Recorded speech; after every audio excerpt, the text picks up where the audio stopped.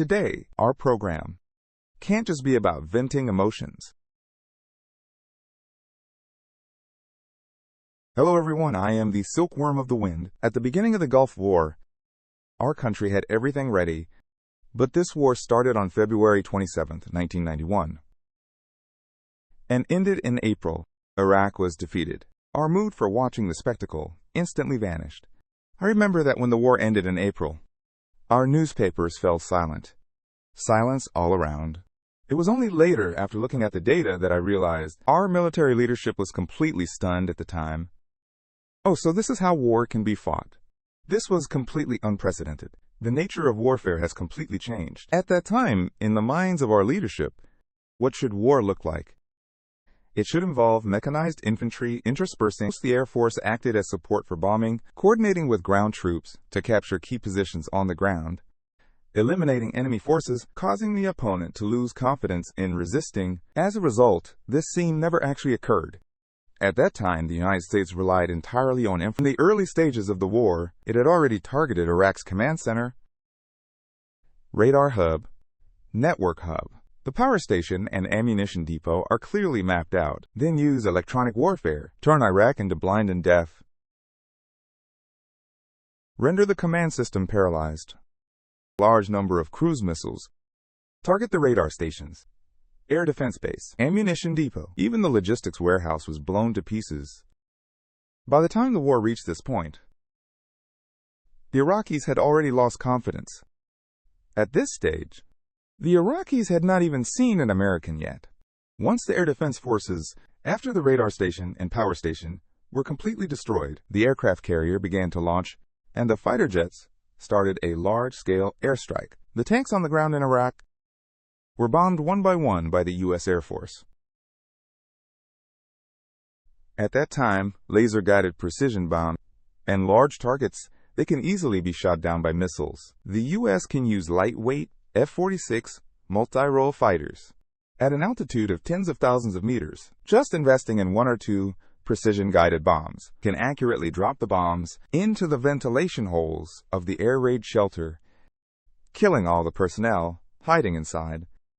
Just think about how terrifying that was. After this round of airstrikes, Iraq collapsed. Even the enemy can't be seen. Forces have almost been completely depleted. Isn't it time to surrender? So this war, all things considered, only lasted a little over 2 months. The so-called strongest country in the Middle East, Iraq, just ended up like this. The whole world. From now on, the way I look at America has changed. Before this war, who was the toughest fighter in the world? It was us, China. In the 1970s, America fought in Vietnam for 14 years and could not win. In the early 1980s, we defeated Vietnam in just 28 days. Then we engaged in a decade-long war of attrition. Completely humiliate Vietnam. You have to understand, at that time, our military, on the international stage, had their mouths pulled back to the back of their heads when shaking hands with foreign troops. With a look of 7 parts defiant and 8 parts resentful. But after the Gulf War was over, you could say we were scared out of our wits. We were not reckless anymore. This electronic warfare and information warfare were completely new to us. We organized multiple. We found that this mode of warfare had no solution at all. We, the second generation of wall-facers, were originally preparing to reclaim the Taiwan Strait. Just because of this war, we have been preparing for several years. Since then, you can see our PLA Daily. Almost every page mentions informatization and digitization. You could say that if your article does not mention the informatization and electronic combat capabilities, the editors of PLA Daily won't even publish it. They have gone all out to achieve digitalization. You could say they are completely obsessed with it. But this thing is technical. It is not something you can just learn with a little effort.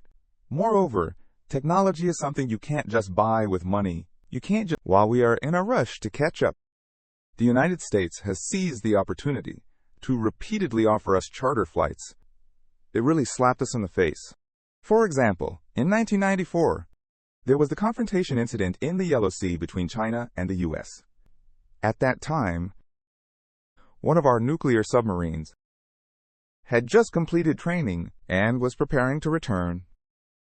As a result, the U.S. aircraft carrier USS Kitty Hawk followed us. You said, our nuclear-powered submarine underwater.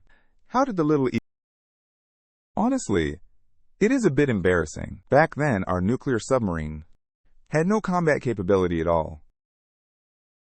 Underwater noise level was 160 decibels. Do you know what 160 decibels means? Did you ever set off fireworks as a kid? There is a type of cannon called a bomb cannon. A bomb cannon is the kind that makes a particularly loud noise. The mortar is the green kind. Why is that? For safety. Because that thing can explode in your hand. Your fingers would definitely get blown off. Called a bomb cannon. Look at what is written on the shell of that cannon. It says the cannon's loudness is 160 decibels. Do you understand what that means?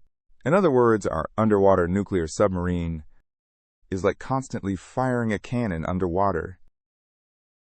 That sound can be said to be deafening. I can't even imagine how the submariners on board survive in such conditions. Such a loud noise. It could drive anyone crazy. Well, you know, I actually know a submarine soldier from back then. He is already retired now. He is over 50 years old. You see, even now, you have to speak louder when talking to him. Said the sound was low. He can't hear anything at all. His ears are completely ruined. All right, I won't go into details. At that time, when the Little Eagle aircraft carrier discovered our submarine, even the Americans, at that time, they were quite pleased with themselves. They had won the Gulf War, after all. They started simulating an attack on our nuclear submarine. It is like, as soon as our submarine sees it, it quickly runs away. Was it discovered? Once a submarine is discovered, it is as good as dead. So it should go full speed and head back. I did not expect that. The United States is bold when it comes to skilled people. They actually followed our nuclear submarine all the way, entering our territorial waters, only 400 kilometers away from our coastline. Do you know what 400 kilometers means? Do you understand what that means for an aircraft carrier? The attack range of the USS Kitty Hawk is about 600 kilometers. It is 400 kilometers from our coastline. This means we can launch a war at any time. All targets within 200 kilometers of our coast are exposed to the attack range of the Shaoyun aircraft carrier. This behavior completely disregards China. At that time, our leadership saw this situation, and that was unacceptable. We had to take action, dispatching planes to drive them away, but our plane has not even taken off yet. Our radar is completely blind. Our radar screen shows over 200 aircraft, densely packed, flying towards our coastal cities. Our commander was stunned, saying, "Wow, this is it. We are at war." At that time, the city was completely at a loss. They ordered all our Air Force to take off immediately, prepare for battle. As a result, our J-7s and a small number of J-8s, even the J-6s, took to the skies. They circled in the sky. After flying around, they found nothing. It was not until this moment that we finally realized. So this is what they call electronic warfare. This is just an American EA-6B electronic reconnaissance aircraft. What it is doing is exposing all the Air Force firepower points deployed along our coastline. All the hangars are completely exposed. That slap in the face is really loud. Since then, we lost all confidence. How are we supposed to fight like this? Our radar has completely become a tool for the enemy to deceive us. The Americans only deployed one electronic warfare aircraft, and it nearly took down the entire coastal Air Force. Our nuclear submarine was driven into the harbor by the Americans like a bunch of ducks. You could say the incident in 1994 was a great humiliation for our Army. When has our Army ever suffered such a loss? From the Korean War all the way to Vietnam. When have we not been the ones to outmaneuver others? Yet this time, we were caught by the collar. We were further insulted. 2 years later, in 1996, during the Taiwan Strait crisis, we were once again humiliated, still defeated in electronic warfare and information warfare. At that time, The second generation of wall-facers wanted to fulfill their long-cherished wish in the last moments of their lives to unify the nation. Because our firepower was insufficient, they brought the 155 mm howitzers all the way to the deck of the cargo ship. This is the famous coastal artillery from that time. We risked our lives to fight on the ship. But then the Americans turned off the GPS. What do we do when the ship is lost in the vast ocean? Are we supposed to navigate with a compass?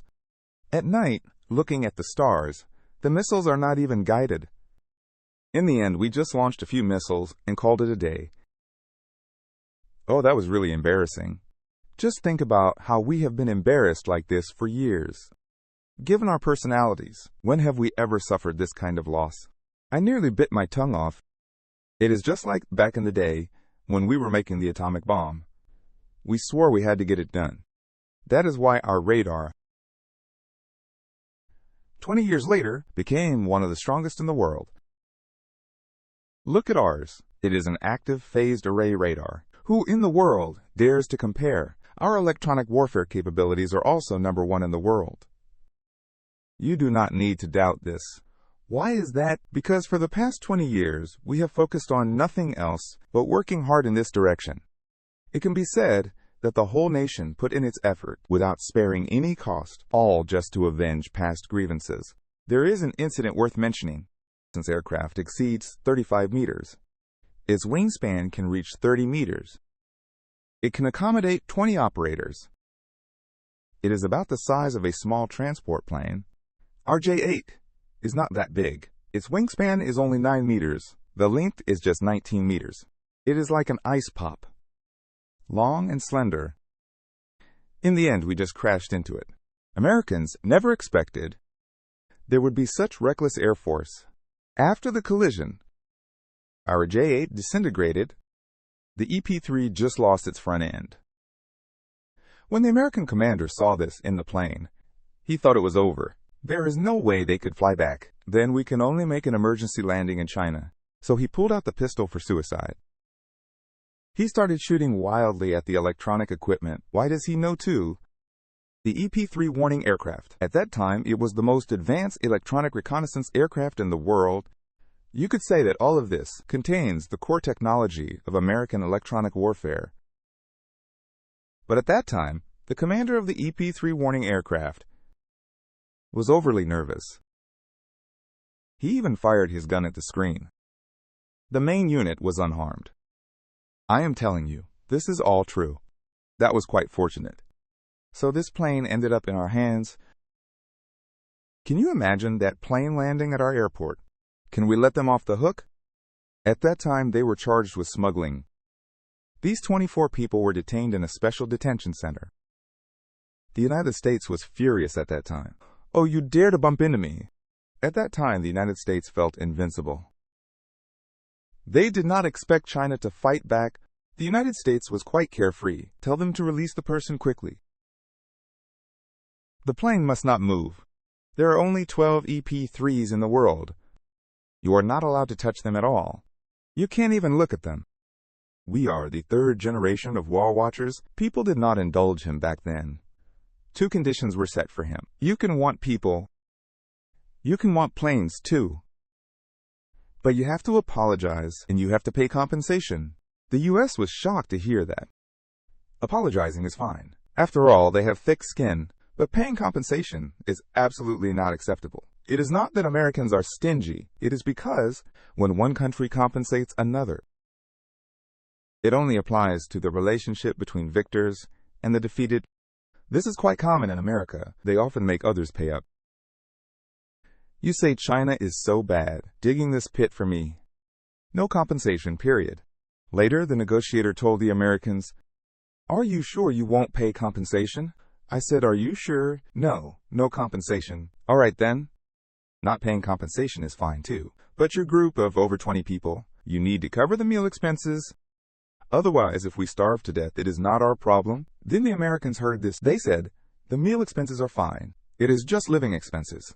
That is not a problem. It is not like it is reparations." So the Americans agreed to cover over $30,000 for the meal expenses. Listen carefully. This $30,000 is for the meal expenses. That is